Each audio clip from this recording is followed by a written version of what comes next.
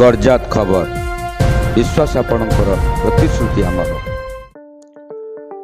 Dhenkanal evening college ପାଇଁ ନୂତନ ଗୃହ ନିର୍ମାଣ ସକାଶେ ସରକାରଙ୍କ ପକ୍ଷରୁ 7 ଏକର ଜମି ଢେଙ୍କାନାଳ ବନମାଳୀ ପ୍ରସାଦ ଗ୍ରାମ ସନ୍ନିକଟରେ ଭାପୁର ରାସ୍ତା ସନ୍ନିକଟକୁ ଏହି ଜାଗା ଦିଆଯାଇଛି। ଏଠାରେ ଇଭିନିଂ କଲେଜର ନୂତନ ଘର ସହିତ ହାଇସ୍କୁଲ ପରିଚାଳନା ପାଇଁ ସେମାନଙ୍କୁ ଅନୁମତି ପ୍ରଦାନ କରାଯାଇଛି।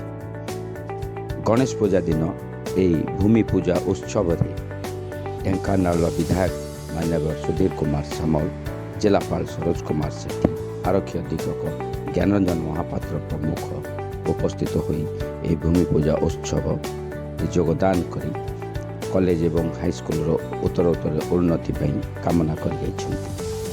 ତେବେ ଭୂମି ପୂଜା ପୂର୍ବରୁ କିଛି ମୁହୂର୍ତ୍ତ ପାଇଁ ସେଠାରେ ଏକ ପ୍ରକାର ଉତ୍ତେଜନା ପ୍ରକାଶ ପାଇଥିଲା।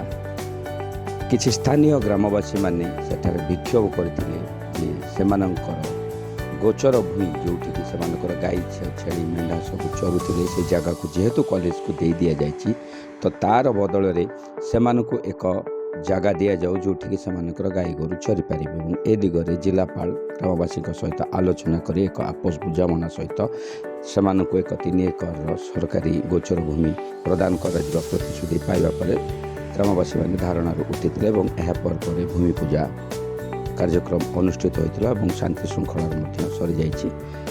ଅନୁମାନ କରାଯାଉଛି ଆସନ୍ତା 3 ମାସ ମଧ୍ୟରେ ଏଠାରେ କଲେଜ ନିର୍ମାଣ ହେବା ପରେ 2024 ମସିହା ଆରମ୍ଭରେ ସେସନ୍ ଆରମ୍ଭରେ ଏ କଲେଜ ନିଶ୍ଚିତ ରୂପେ ଆରମ୍ଭ ଯାହା ପ୍ରଶାସନ ପକ୍ଷରୁ ସୂଚନା ପ୍ରଦାନ କରାଯାଇଅଛି।